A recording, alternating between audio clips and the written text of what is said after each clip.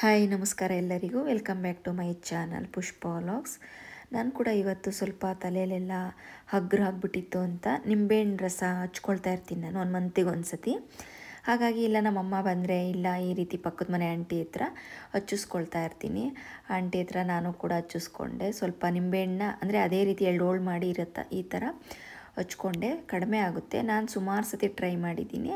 ನಂತರ ಹಚ್ಕೊಂಡಿದ್ದೆಲ್ಲ ಆಯಿತು. ಮಕ್ಕಳು ಸ್ಕೂಲ್ಗೆಲ್ಲ ಹೋದ್ಮೇಲಂತೂ ಮೇಲೆ ಸ್ವಲ್ಪ ಎಲ್ಲ ಕೆಲಸ ಮುಗಿಸ್ಕೊಂಡೆ ಬರ್ತೀನಿ ನಾನು. ಬುಕ್ಸು ಮತ್ತು ಪೆನ್ನು ಪೆನ್ಸಿಲು ಇದೆಲ್ಲ ಎಲ್ಲಿ ಬೇಕಲ್ಲಿ ಹಾಕ್ಬಿಟ್ಟಿರ್ತಾರೆ. ಅವ್ರು ಹೋದ್ಮೇಲೆ ನಮ್ಗೆ ಅದೇ ಕೆಲಸನೇ, ಎಲ್ಲ ಎತ್ತಿಡೋದಾಗಿರ್ಬೋದು, ಕ್ಲೀನ್ ಮಾಡೋದೇ ಆಗಿರುತ್ತೆ. ಹಾಗಾಗಿ ನಾನು ಕೂಡ ಎಲ್ಲ ಕ್ಲೀನ್ ಮಾಡ್ಕೊಂಡು ಸ್ವಲ್ಪ ನೋಡಿ ಟೇಬಲ್ ಮೇಲೆಲ್ಲ ಹೆಂಗೆ ಬೇಕು ಹಂಗೆ ಇಟ್ಬಿಟ್ಟಿದ್ರು ಬುಕ್ಸ್ನ. ನಂತರ ಬುಕ್ಸ್ ಎಲ್ಲ ಜೋಡಿಸಿ ಅಲ್ಲೆಲ್ಲ ಒರೆಸಿಟ್ಕೊಂಡೆ ನಾನು ಕೂಡ. ಮತ್ತು ನನ್ನ ಮಗಳು ಬ್ಯಾಗ್ ಒಂದು ಸತಿ ವಾರಕ್ಕೆ 2 ಬ್ಯಾಗ್ ತೊಗೊಂಡು ಹೋಗ್ತಾಳೆ. ಹಾಗಾಗಿ ಎಲ್ಲಿ ಬೇಕಲ್ಲೇ ಹಾಕ್ಬಿಟ್ಟಿರ್ತಾರೆ. ನಂತರ ನಮಗೆ ನಮ್ಮೂರಲ್ಲೇ ಕೊಟ್ಟಿದ್ದರು ಈ ಹಣ್ಣ ಪನ್ನೀರ್ ಹಣ್ಣು ಅಂತ ಕರೀತಾರೆ ನಮ್ಮ ಕಡೆ.